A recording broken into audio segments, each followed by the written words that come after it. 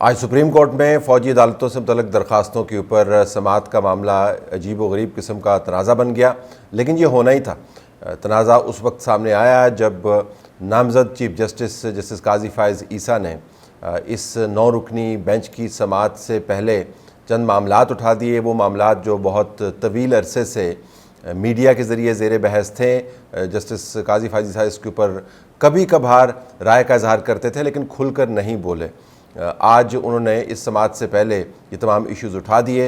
वो practice and procedures bill जिसके तहत चीफ जस्टिस के बेंच बनाने के इख्तियारात को रेगुलेट किया गया था, उसको जस्टिस बंदयाल की कोर्ट ने मुअत्तल किया हुआ है। तो काजी फ़ाइज़ ईसा साहब ने ये सवाल उठाना था कि भाई पहले उस बिल जिस बिल के ज़रिए कोर्ट के मामलात को रेगुलेट करना है चीफ जस्टिस के ऑफिस की, वो ताकत जो उसने एस्यूम की हुई है, आइन में उसकी गुंजाइश नहीं है, एस्यूम की हुई है, उसके ऊपर राह का मुतय्यन करना है। जब तक वो नहीं होगा तो मैं इस बेंच का हिस्सा कैसे बन सकता हूँ। उन्होंने ये भी सवाल उठाया कि बेंच बना कैसे है। उन्होंने ये भी बताया कि रात को 8 बजे कॉज लिस्ट पड़ी तो उसके अंदर इस पटिशन के हवाले से मालूमात हासिल हुई, वो बेंच में शामिल हैं, ये भी उनको पता चला। यानी एक ऐसा चीफ जस्टिस नामज़द हो चुका जज जिसने 2 महीने के बाद इस कोर्ट का चार्ज संभालना है, उसको पता नहीं है कि बेंच कैसे बन रहा है। अब इससे ज़्यादा सितम ज़रीफ़ी क्या देख सकते हैं या चालाकी क्या देख सकते हैं कि कोर्ट और अंदाज़ क्या है इस कोर्ट के चलाने का। उन्होंने ये भी इशू उठाया कि उस सवाल का तो जवाब दें कि जब 3 रुकनी बेंच ने एक फ़ैसला दिया था जिसके अंदर जस्टिस काजी फ़ाइज़ ईसा खुद उसको हेड कर रहे थे, तो एक फरलू के ज़रिए, एक कागज़ के ज़रिए उसको मुअत्तल कर दिया गया और उसके बाद जो उस बेंच ने फ़ैसला दिया था उसको सुप्रीम कोर्ट की वेबसाइट से भी हटा दिया गया। और फिर जस्टिस काजी फ़ाइज़ ईसा ने उन ऑब्ज़र्वेशंस के दौरान जो अभी इशरत साहब रिटायर हुए हैं बतौर रजिस्ट्रार, उनको फ़ारिग भी किया था और हुकूमत वक्त ने उनकी सर्विसेज वापस भी ले ली थी, उनको रिस्टोर भी करवा दिया। यानी जो सीनियर तरीन जज है उसके फ़ैसलों को आप रद्दी कर देते हैं। उसके साथ जो जज साहबान खड़े हैं जो आपके बेंच बनाने के मामलात पर मोतरज़ होते हैं, जो सियासी झुकाव के ऊपर मोतरज़ होते हैं, जो एक ख़ास जमात के हक़ में फ़ैसले लाने वाले बेंच के बनाने के ऊपर एतराज़ करते हैं, उनको आपने बिल्कुल मक्खी को जैसे दूध में से निकाल के आपने फेंका हुआ है।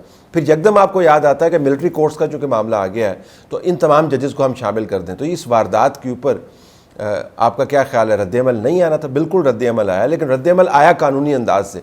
तवक्को ये की जा रही थी कि जस्टिस काजी फ़ाइज़ ईसा एतराज़ इस पटिशन के हवाले से उठाएंगे और पटिशन को एक्सेप्ट करने का तरीक़ाकार भी कमाल है। दरख्वास्त गुजार एजाज़ एहसन हो या खोसा साहब हो, वो चीफ जस्टिस बंदयाल से पहले मुलाकात करते हैं। और कल मेरे प्रोग्राम में समा पर बैरिस्टर ज़फ़रुल्लाह ने बड़े वाज़ेह अंदाज से बताया कि ये अनहर्ड ऑफ इशू है कि दरख्वास्त गुजार पहले उसी कोर्ट के सामने जिसने उसने पेश होना है उसको बाकायदा ऑडियंस दी जाए, उसके साथ मामला तय किए जाए और उसके बाद वो फिर कोर्ट के सामने खड़ा होकर दरख्वास्त अपनी प्लीड करे।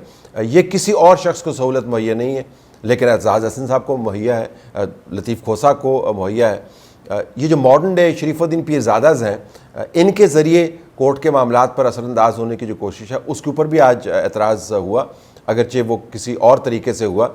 जब लतीफ़ खोसा साहब ने खुशी का इजहार करने की कोशिश की तो उनको बताया गया कि ये खुशी के इजहार का फ़ोरम नहीं है, ये सियासी फ़ोरम नहीं है, खुशी का आपने इजहार करना है तो आप बाहर जाके करें। जब एतजाज़ हसन साहब ने कहा कि कोर्ट एक घर की तरह होती है, उनका ख्याल है कि हर चीज़ ज़मान पार्क है, जहाँ पे एक चारदीवारी लगी हुई है, बीच में 18, 20, 24 घर हैं और हर कोई एक दूसरे को जानता है और ये सोशल नेटवर्क है। तो उनको बताया गया है घर वर नहीं है भाई, ये कोर्ट है, यहाँ पे आइनी मामलात जो है वो तय होते हैं। तो उनको भी चुप कराने की कोशिश की गई, लेकिन बहरहाल जो लाहौरी ग्रुप की सिफ्त है वो तब्दील नहीं होगी। ये तमाम वारदात मिलिट्री कोर्ट्स के हवाले से दो धारी तलवार है, जिसका मैं वाज़ेह अंदाज से कल आपको बता चुका हूँ। एक तो काम ये है कि जस्टिस काजी फ़ाइज़ ईसा को मुतनाज़ा बनाया जाए, उनके ऐसी पटिशन्स के अंदर उनको रखा जाए जिसके अंदर वो अपने ख़ास जो उनका नज़रिया है कानून का उसके मुताबिक अगर वो फ़ैसले करें तो उनका बराह रास्त तसादम हो फ़ौज के साथ, बराह रास्त तसादम हो इस्टेब्लिशमेंट के साथ, और अगर वो स्टैंड ना लें तो फिर उनकी तज़हीक का बंदोबस्त किया जाए। और ये जो लाहौरी ग्रुप है ये तज़हीक करने में माहिर है। अभी तो आपने देखना है कि इन मामलात के ऊपर जब ये मॉडर्न डे शरीफुद्दीन पीरज़ादाज़ हैं, जब ये आकर प्रेस कॉन्फ्रेंसेस करेंगे तो उन जज साहबान के बारे में क्या क्या कलमात नहीं करेंगे। तो इन्होंने एक वारदात की है, उस वारदात को बहरहाल आइनी और कानूनी तौर पर टैकल किया गया आज और बताया गया कि पहले वो मामला तो तय करें जिन मामलात के ऊपर आपने फ़ैसले नहीं करके या उन बिल्स को मुअत्तल करके आपने अपने लिए एक राह बनाई हुई है, लेकिन वो आर्जी राह है। उसके बाद इन पिटिशन्स के ऊपर हम बाकायदा इनकी हियरिंग भी करेंगे और उसके ऊपर फैसले भी होंगे। लेकिन अब 7 रुकनी बेंच बना दिया, उन 2 जज साहबान को बीच में से अमलन निकाल दिया और वैसे ही काम कर रहे हैं जैसे पहले काम कर रहे थे। तो जिसकी सिफ्त के अंदर वारदात हो वो अपनी सिफ्त और अपनी जबिल्लत नहीं बदलेगा। बहरहाल इसके ऊपर जो वक्त है वो तो अब आ गया है, 2-2.5 महीने की बात है, उसके बाद तो मामला तय होंगे। लेकिन जाते जाते एक माहौल पैदा करने की कोशिश की जा रही है जिसके अंदर आने वाले जज साहबान या सीनियर मोस्ट जजेस होंगे जो तमाम बेंचेस का हिस्सा भी होंगे, उनको मुतनाज़ा किया जाए और एक और महाज बनाया जाए। जस्टिस काजी फ़ाइज़ ईसा ने इस कोशिश के सामने कुछ बंद बांधे हैं, लेकिन चूँकि अभी भी इस पानी को ख़ास सिमत में बहाने वाले ताकतवर हैं तो उन्होंने इस बंद को तोड़ दिया है। वाज़े बहरहाल ये हो गया है कि ये मिलिट्री कोर्ट्स के ऊपर पिटिशन्स का मामला जो है ये तमाम का तमाम रिग्ड है, इन द सेंस के इनके लिए माहौल पैदा किया इमरान खान ने और मुसलसल रगड़ा इन मिलिट्री कोर्ट्स को, मिलिट्री एक्ट के तहत उन कोर्ट्स को रगड़ रहे हैं, उन फैसलों को रगड़ रहे हैं जो अपने दौर में खुलेआम होते रहे हैं, जिनके तहत लोगों को सज़ाए मौत भी हुई है, उनको अब रगड़ना शुरू किया है। क्योंकि ख़दशा ये है कि मिलिट्री कोर्ट्स के अंदर इनका अपना केस लगेगा। उनको बचाने के लिए जो लाहौरी ग्रुप है वो एक्टिव हो गया है, उसका सारा नेटवर्क बन गया है। उस तमाम मामले को कानूनी लुबादा ओढ़ने के लिए पिटिशन्स दायर हो गई हैं और तमाम वारदात को एक कंसेंसस इन द कोर्ट का माहौल देने के लिए बेंच बन गया है। आप देख सकते हैं किस तरह एक बाकायदा सीक्वेंस है। तो ये बड़ी बारीक वारदात है। इनको गाइड करने वाले इस्टेब्लिशमेंट के जो बड़े जगादरी नुमाइंदे थे किसी ज़माने में, उन्होंने इनकी तरबियत बड़ी ज़बरदस्त की है। अभी भी एक कारामद समझते हैं अपने आप को और समझते हैं कि असरअंदाज हो सकते हैं। आज बहरहाल उस काविश में एक दरार पड़ी है, ये काविश जारी रहेगी, ये ख़त्म नहीं होगी। किसी न किसी तरीके से जाते जाते इमरान खान को बचाने का कोई बंदोबस्त करके जाना है।